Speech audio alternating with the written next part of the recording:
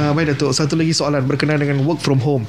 Kenapa kaki tangan pengurusan dan penyeliaan dari sektor awam dan swasta kena work from home, bukan kategori lain? Kerana ramai yang masih persoalkan, walaupun dalam PKPB work from home, kita masih boleh ke pasar malam, masih boleh ke pasar pagi, kompleks beli belah, tapi kita kenapa tak boleh pergi ke pejabat? Ya, our idea, tujuan kita adalah mengurangkan pergerakan. Bayangkan 1 juta yang kita boleh work from home tadi tidak ke pejabat. Jadi 1 juta pergerakan dan juga 1 juta mereka itu akan berinteraksi antara satu sama lain juga. Jadi bila kita kurangkan pergerakan, mungkin lebih berjaya dari segi kita untuk memutuskan rantaian COVID-19 ini, sebab semakin kurang orang boleh berinteraksi antara satu sama lain. Sebab itulah bila orang kata kenapa kereta tak benarkan lebih daripada 2. Kalau saya pakai MPV, kenapa tak boleh pakai 7 atau 8 seperti dulu? Sebab kita nak mengurangkan jumlah individu yang berada di mata-mata tempat. Ya, betul, ada pasar malam dibuka, shopping mall ada buka dan sebagainya. Ianya masih lagi tertakluk kepada kita sebagai individu, sama ada kita ingin menggunakan kebebasan tersebut tanpa memikirkan kesihatan kita ataupun tidak.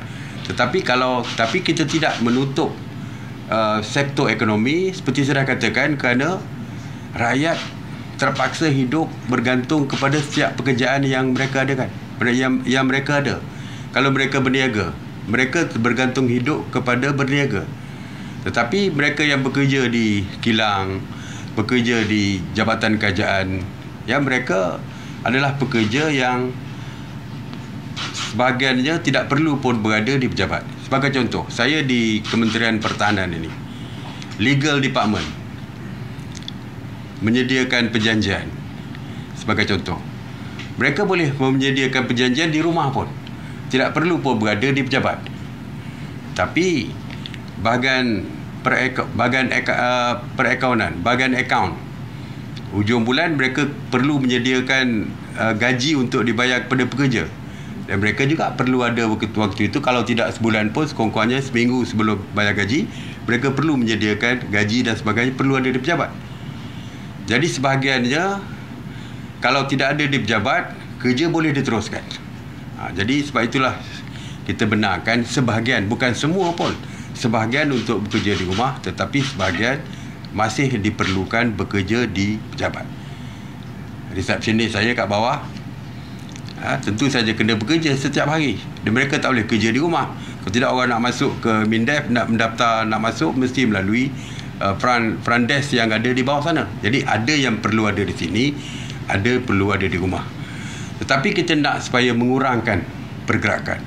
Kita beri contoh, tadi ada contoh, orang kata kenapa yang di restoran, di shopping mall, salesman tak boleh kerja daripada rumah. Memanglah, kalau dia merupakan waiter dan waitress di restoran, dia tak boleh kerja daripada rumah, dia kena datang bekerja di restoran-restoran tempat dia bekerja dan sebagainya. Jadi ada yang boleh bekerja daripada rumah, ada yang tak boleh kerana diperlukan bekerja di lapangan.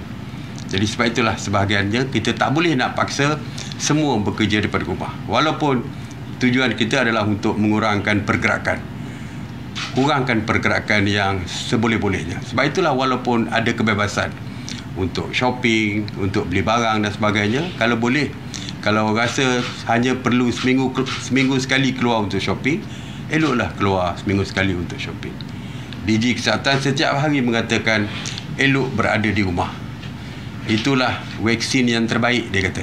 Vaksin yang terbaik adalah berada di rumah, tidak keluar berjumpa dengan sesiapa.